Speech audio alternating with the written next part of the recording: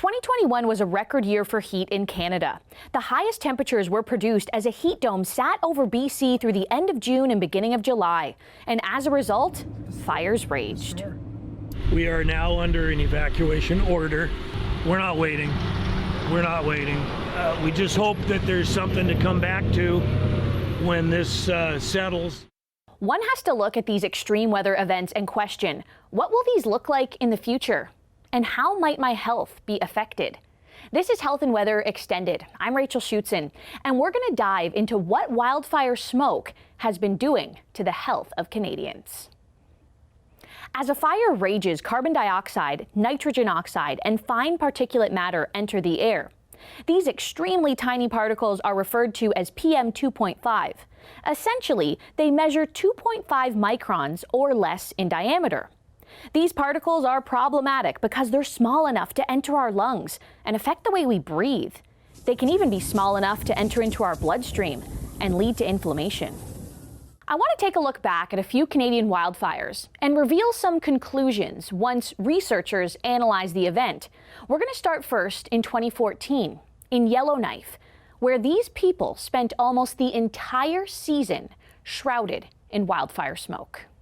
We had double the number of emergency department visits for asthma over the course of those 2.5 months as compared to surrounding years. We had a 50% increase in the dispensation of breathing medicine, salbutamol, from our pharmacies as people came in with asthma symptoms and needed treatment. And we had an increase also in visits to our clinics and to our emergency department for pneumonia.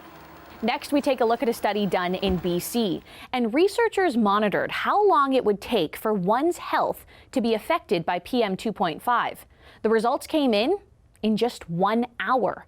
The same study also made a link to PM 2.5 negatively impacting diabetes. Another fire of note, of course, Fort McMurray, Alberta.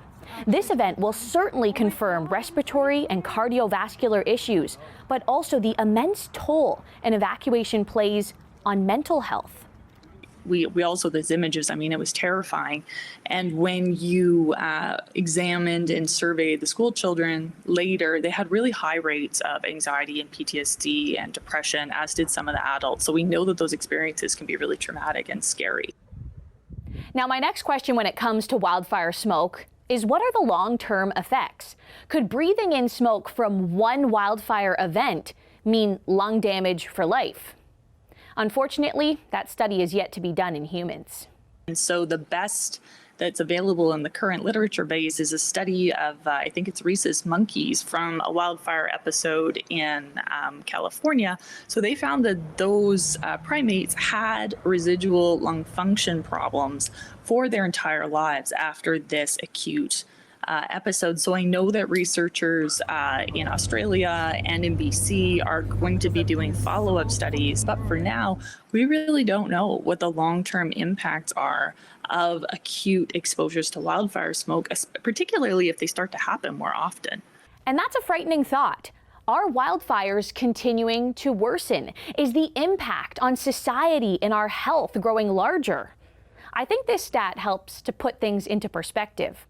Almost 500,000 Canadians were evacuated due to wildfires between 1980 and 2017. Half of these evacuations took place in the last decade alone, making this a frightening reality as wildfire concerns build year over year. Our grip on climate change needs to strengthen if we want to decrease these wildfire events here in Canada. This has been Health and Weather Extended, the chat about wildfire smoke and the health of Canadians.